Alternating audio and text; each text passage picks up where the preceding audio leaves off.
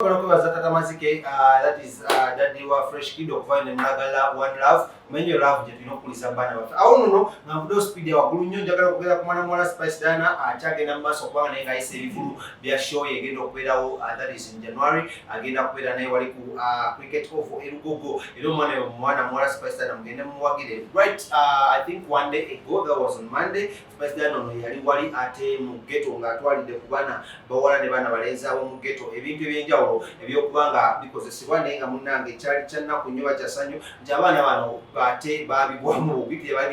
tebamulinda kubanga ebagabira so Spice Dana webale nnyo omutima omulungi ogwo ng'owavuddeyo kubanga okola kingowagira abaana bano ng'ate okulaga sintimanyi si just lwakivulu but because oyagala nnyo okubanga owagira abaana abate ab'omu ghetto netayeseza enjalo because oli mukyala ate oli muzadde ate olina omutima omugabi so thank you so much Spice Dana ne manager wo Roger n'okwade ebigambo bibadde bingi ebibadde bivaayo ne byogerwa wanewali naye nga Spice Dana tavuddeyo kubanga abiddamu asirise nasigala ng'akuwa music we alina akayimba kensinga okwagala right now akaliko akali ku training bakayita Siri Regular nange Siri Regular so addeyo nga mumwepika simanya biti Siri Regular my friend ekintu kyenkola nkiruddemu ate nkikola because of passion tuba nkikola nnyumirwa oba mpanise magulu oba mpanise mikono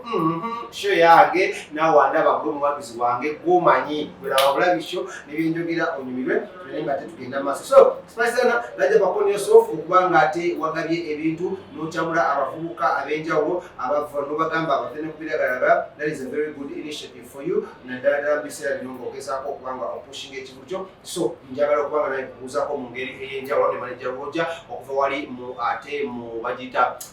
that is Spice bingi bagiyita source management yes okuba mu source management namwe njagala okubuuzaako ku bantu abandaba e Dubai nga gwewadde Dubai nenjagala okubaza omukulu His Excellency Robert Kyagulanyi Ssentamu ate ngono yakulira ekibiina kya Nuupu njagala okwebaza taata weebale kubanga olina omutima ogwo oguyamba bannange Mukama yakutuwanga kirawo naye olwo Mukama yatuwanga ekibonerezo saidi zeeno tulinayo abatubonyaabonya ba Canada nga tubonyaabonya nnyo temunsalako ekigambo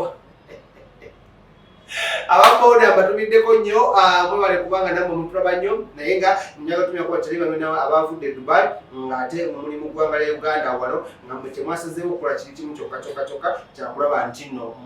musigala mulaba sheeno nga ddala abakomezeddwawo ekibiina kya Nuupu sawokawokoka sipiidi ya waggulu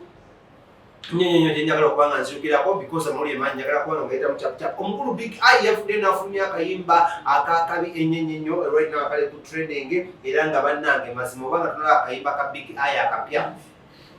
simanyi kyoliko omukulu Big I watukubiddewo muziki wadde muli wena nga yakubye akasuuti ka neve green nga wenena oli boss oyimbanga boss nenjagala okugamba muno webale nnyo olwokuba muno ate okoze ekintu kino oluvannyuma lw'emyaka ndooza I think coming to closely to 3 years 4 years Big I atafulumya muziki naye yavuddeyo n'abeera nga akolaki oyagala omukolo gw'ogwenjawulo gobeere n'ebijjukize mu nnyumba yo kankwanjulire King Montage Photo Studio fe bakafuluma okukuba ebifaananyi n'okukola vidiyo olina wedding birthday party kukyala nika baby shower photoshoot oba music shoot na buli kimu kyonna ky'oyagala fe tusobola okuwa ebijjukize ebirungi eri ebirooto byo ate nno mwana wattu kusintiiza omuntu wa bulijjo tusangibwa Nankulabe ku bitaala ku Prime Tower level 3 room D04 okumanya ebisingawo tukubire ku namba zino noti 7 noti 2 emu noti 4 emu 25 oba noti 755 3 731 oba noti 777 noti 23 4 noti 5 King Montage Photo Studio fe tusobola okuwa ebijjukize ebirungi ate nno mwana wattu kusintiiza omuntu wa bulijjo